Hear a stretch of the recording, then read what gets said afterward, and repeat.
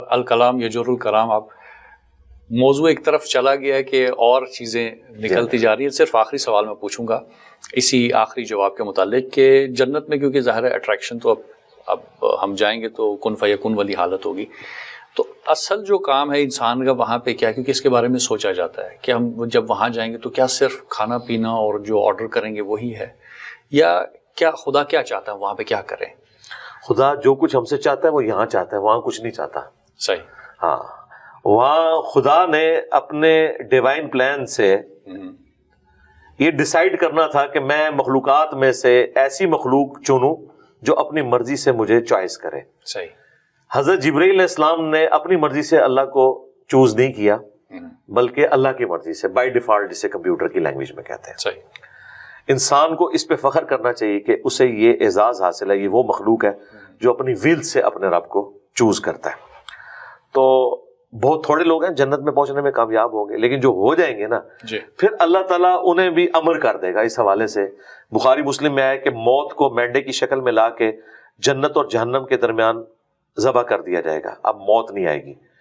اچھا، پھر جنتیوں کے لیے ٹوائلٹ والی تکلیف نہیں ہے، ایک خوشبودار ڈکار آئے گی، سب کچھ ہضم.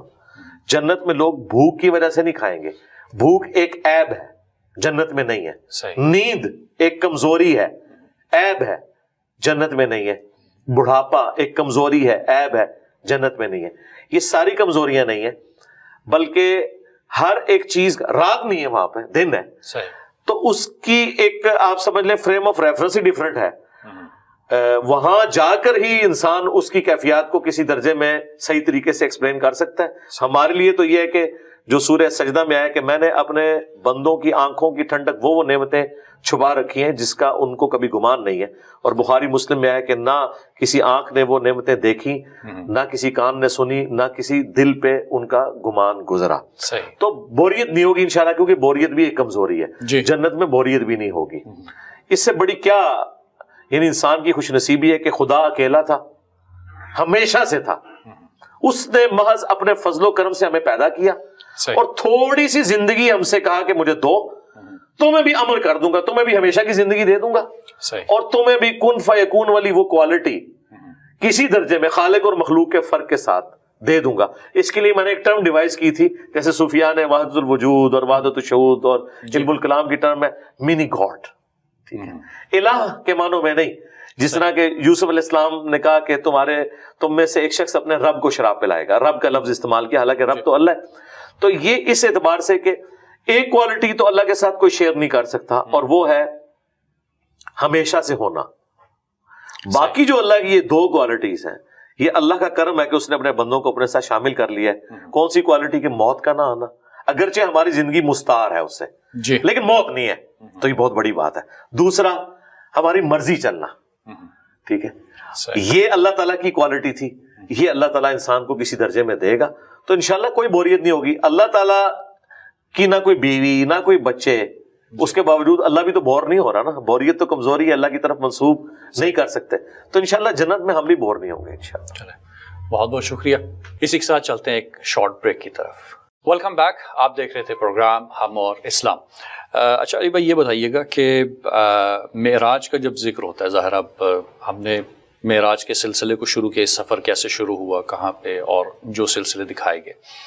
جب نبی کریم صلی اللہ علیہ وسلم واپس تشریف لائے تو یہ ایک چیلنج تھا، ظاہر ہے. اب اس کی خبر صرف آپ کو ہی تھی اور کسی کو نہیں تھی، تو یہ کس طرح سے بات پھیلی، اور پھر مشرکین کا جس طرح سے اس کے اوپر ریاکشن دکھانا، تو اس حوالے سے اگر تاریخی حوالے سے ہمیں دیکھیں. ریاکشن جو ہے وہ تو آیا یقیناً، ایک ایکسٹراڈنری واقعہ، ابھی بھی ریاکشن آئے گا. آج کے اس دور میں بھی آسمانوں کی سیر تو کوئی سوچ بھی نہیں سکتا. تو ظاہر ایک معجزہ تھا، اور انہوں نے جس طرح باقی چیزوں کا مذاق اڑایا، اس کا بھی اڑایا. اور وہ ہمیں المعجم الکبیر طبرانی میں تفصیل کے ساتھ ملتا ہے. دلائل النبوہ میں حضرت ابوبکر صدیق رضی اللہ تعالیٰ عنہ کو باقاعدہ ٹونٹ کیا کافروں نے کہ بتاؤ اگر کوئی شخص یہ دعویٰ کرے کہ راتوں رات وہ بیت المقدس گیا ہے، پھر آسمانوں پہ گیا ہے، ان کا یہ تو پاسبل نہیں ہے.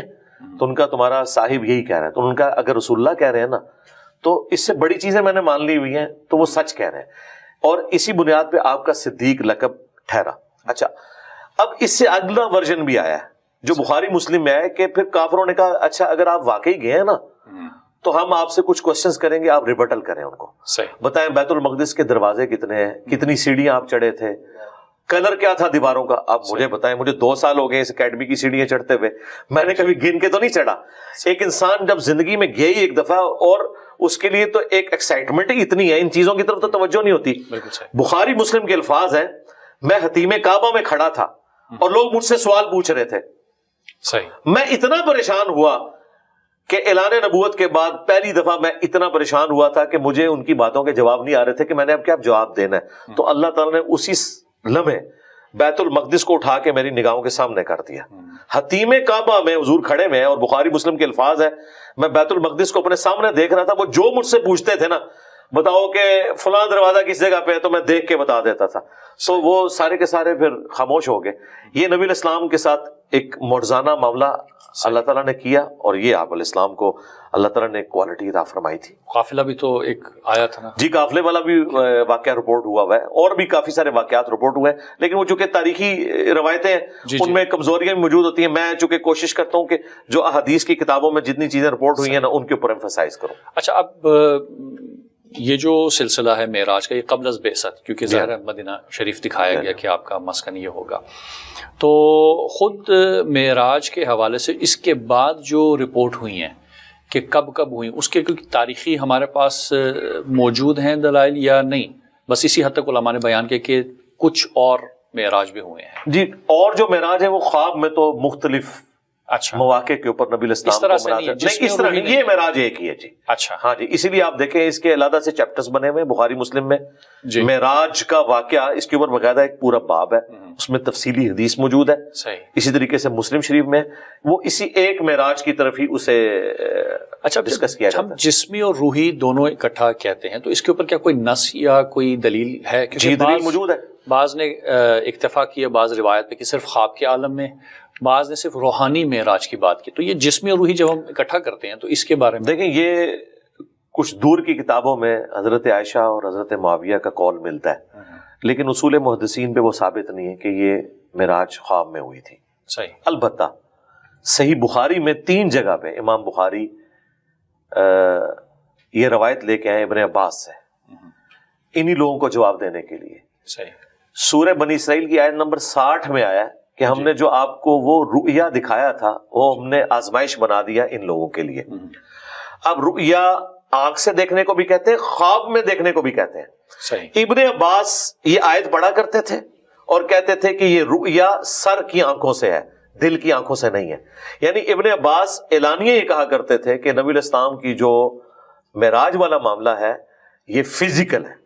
پھر عبد کا لفظ بھی صرف روح کے اوپر نہیں بولا جائے گا. ہاں ظاہر ہے, کلیئر کٹ ہے.